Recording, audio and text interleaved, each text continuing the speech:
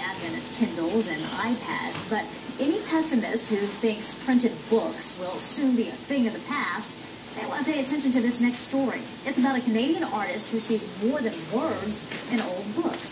CBS's Jeff Fuller reports. When Guy Laramie goes to work, lab coat, rubber gloves, circular saw, he almost looks like he's a doctor going in for surgery. But Laramie is a long way from putting things back together.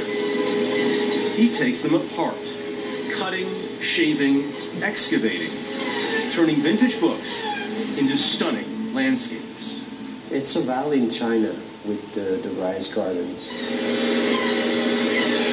Laramie's been working as an artist for 30 years, but this idea only came to him in 1999, when he was in a metal shop in his native Montreal, and he saw a sandblasting cabinet. I took a look and put it in there, put the sandblasting gun onto it, and that was it. This happened completely by happenstance. I don't know where this idea came from.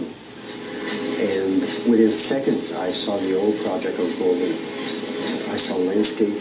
I saw the whole thing. Well, this is gallery. 13 years later, the vision realized. Incredibly detailed sculptures made only of paper and book bindings. A valley surrounded by lush hills. Caves carved into a mountainside. Canyons framing rivers. Since I'm in love with books, often before destroying them, I just go through them.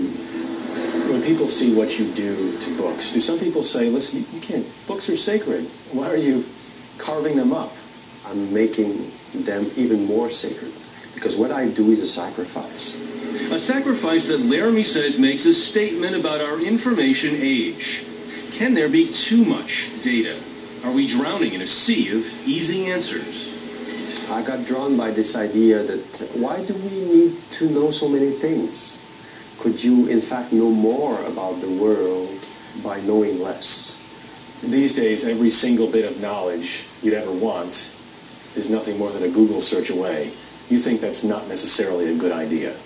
Well, there's too much. We get lost, and what we lose is ourselves.